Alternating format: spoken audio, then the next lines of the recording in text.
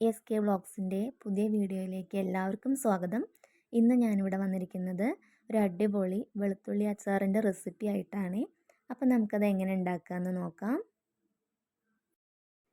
ഞാനിവിടെ 4 കൂട് വെളുത്തുള്ളിയാണ് എടുത്തിരിക്കുന്നത്. അത്യാവശ്യം വലുപ്പമുള്ള തരം വെളുത്തുള്ളിയാണത്.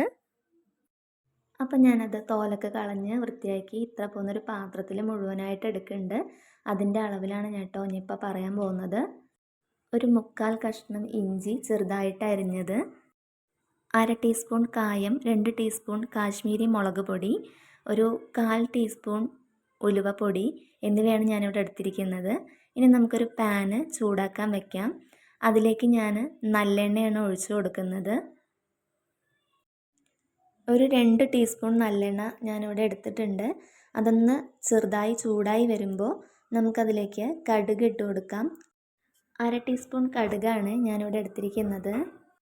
കടുക് പൊട്ടി വരുമ്പോൾ 2 വറ്റൽമുളക്, പിന്നെ കുറച്ച് കറിവേപ്പിൻ്റെ ഇല എന്നിവ ഇട്ട് കൊടുക്കണം. അതിനുശേഷം നേരത്തെ അരിഞ്ഞു വെച്ചിട്ടുള്ള ഇഞ്ചി നമുക്കതിലേക്ക് ചേർത്ത് കൊടുക്കാം. ഇഞ്ചി ഒന്ന് മൂത്ത് വരുമ്പോൾ നേരാക്കി വെച്ചിരിക്കുന്ന വെളുത്തുള്ളി അതിലേക്ക് ചേർത്ത് കൊടുക്കാം. എന്നിട്ട് ആ എണ്ണയിലിട്ടിട്ട് ഒരു 2 മിനിറ്റ് മതിയാവും. നന്നായിട്ടൊന്ന് വഴറ്റി കൊടുക്കണം. വെളുത്തുള്ളി ഒരുപാട് ഉടഞ്ഞു പോവാതെ ഒന്ന് ശ്രദ്ധിക്കാനുണ്ട്. ഇനി ഇതിലേക്ക് ആവശ്യത്തിനുള്ള ഉപ്പിട്ട് കൊടുക്കണം. ഞാൻ ഏകദേശം ഈ ഒരു അളവാണ് ഉപ്പിടുന്നത്. ഉപ്പിട്ടിട്ടൊന്ന് വഴറ്റിയ ശേഷം നമുക്കതിലേക്ക് നേരത്തെ എടുത്ത് വെച്ചിരിക്കുന്ന പൊടികളൊക്കെ ഇട്ട് കൊടുക്കാം.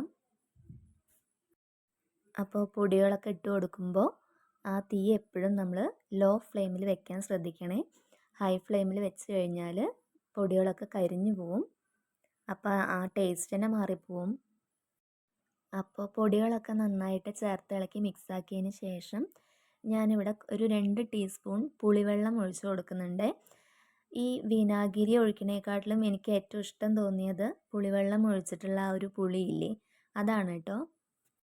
അപ്പോൾ വിനാഗിരിയൊക്കെ പറ്റാത്ത ആൾക്കാർക്ക് ഈ പുളിവെള്ളം ഒഴിച്ചിട്ടുള്ള അച്ചാറൊന്ന് ട്രൈ ചെയ്ത് നോക്കണേ.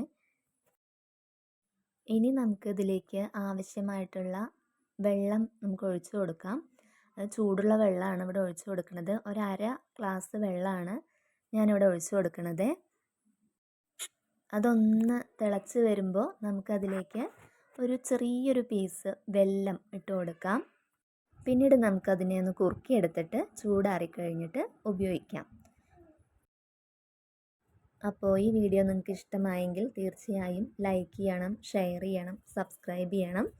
അപ്പോൾ മറ്റൊരു വീഡിയോയുമായി വീണ്ടും കാണാം. താങ്ക്